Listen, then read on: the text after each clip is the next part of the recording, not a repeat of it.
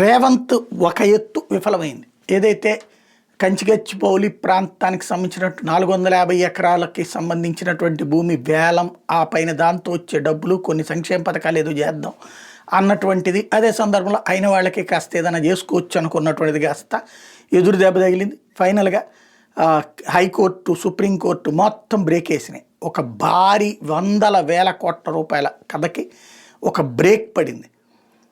అక్కడ ఒక ఎదురు దెబ్బ న్యాయస్థానాల ద్వారా. ఇప్పుడు మరొకటి, బీఆర్ఎస్ నుంచి 10 మంది ఎమ్మెల్యేలు కాంగ్రెస్లోకి వచ్చారు. ఇంకొక 25 మంది కాంగ్రెస్లోకి వస్తే కానీ 2/3తో బీఆర్ఎస్ చేయలేదు. అది సాధ్యం కాదు. ఆల్రెడీ కేటీఆర్, హరీష్ రావు, కేసీఆర్ అందరూ మాట్లాడటంతో ఏ ఎమ్మెల్యే పోవట్లేదు. ఇంకా అక్కడ ఉన్నోళ్ళే వెనక్కి వచ్చే పరిస్థితి ఉంది. ఇంకోటి, ఈయనేమీ చేయలేకపోతున్నాడు వాళ్ళకి. దాంతో వచ్చిన ఎమ్మెల్యేలు అసంతృప్తితోనే ఉన్నారు. అక్కడికి కేసీఆర్ పిలవట్లేదు కాబట్టి ఆగుతున్న దానం నాగేందర్ లాంటి వాళ్ళు ఉన్నటువంటి పరిస్థితి. ఇప్పుడు వాళ్ళందరూ అనర్హత వేటు కోసం సుప్రీంకోర్టుకి వెళ్తే ఏడాది నుంచి కాపాడుకొచ్చాడు రేవంత్ రెడ్డి. తాజాగా జరిగినటువంటి వాదనల్లో ముకుల్ రోహిత్గి, ఎవరైతే రాజ్యాంగ నిపుణుడే, సీరియస్గా ప్రభుత్వం తరపున వాదించారు, రేవంత్ తరపున వాదించారు. స్పీకర్ ఇష్టం, స్పీకర్ ఎప్పుడు నిర్ణయం తీసుకుంటే అప్పుడు తీసుకుంటారు, ఒత్తిడి చేయడానికి మనకు అధికారం లేదు, న్యాయ వ్యవస్థ జోక్యానికి అవకాశం లేదని.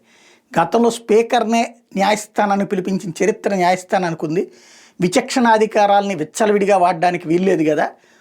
గడువు ఎంతకాలం తీసుకుంటారు? ఏడాదైనా సరే వార్షికోత్సవాలు జరుపుకుంటున్నటువంటి వేళ ఏ విధంగా మీరు అలా సమర్థిస్తారు అంటూ నిలదీసినటువంటి సుప్రీంకోర్టు ఫైనల్గా తీర్పుని రిజర్వ్ చేసింది.